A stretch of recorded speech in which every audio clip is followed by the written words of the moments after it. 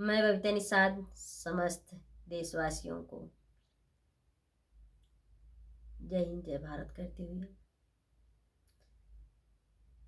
सादर प्रणाम करती हूँ और आप लोगों के समक्ष एक छोटी सी देशभक्ति गीत प्रस्तुत कर रही हूँ। और मैं आशा करती हूँ कि आप पूरा सुनेंगे और बताएंगे कि रचना कैसी रही, और टूटी भूल जो भी हो उसे क्षमा कीजिएगा प्लीज़, क्योंकि आज का दिन तो हमारे लिए बहुत ही खास है, इसलिए देश को जगाना ज़रूरी होता है भैया।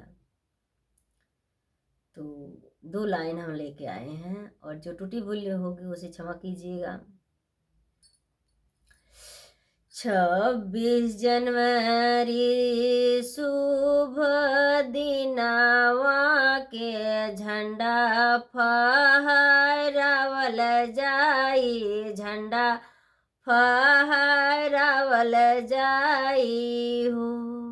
ये भैया बापू के दिहल आजादी त नहीं के भूलायल जाई हो।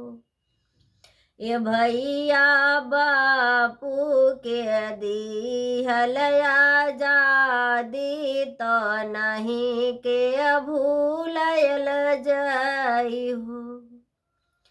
झंडा तिरंगा हमर सन हवै, देश के निशान हवै हो।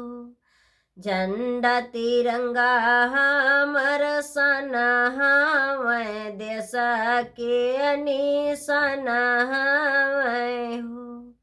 ये भैया झंडावा के गगन उड़ावल जाई, नीचे ना झुकावल जाई हो।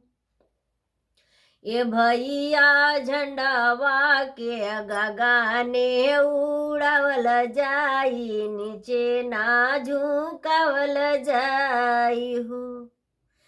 हिंदू मुस्लिम सिख ईसाई बनी भाई रहल जाई हो। हिंदू मुस्लिम सिख ईसाई बनी रहल जाई भाई भाई हो। ये भैया देशवा से अनेकता मिटावल जाई, भाईचारा बनावल जाई हो। ये भैया देशवा से अनेकता मिटावल जाई, एकता बनावल जाई हो। मिलजुल तिरंगा लहरावल जाई, गगने उड़ावल जाई हो। मिलजुल तिरंगा लहरावल जाई, गगने उड़ावल जाई हो। ये भाई साथ मिली गीतिया के गावल जाई, देशवा जगावल जाई हो।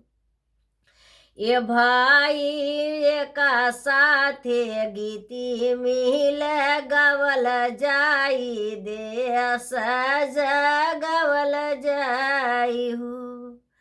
मिलजुल तिरंगा लहरावल जाई, गगन फहरावल जाई हो।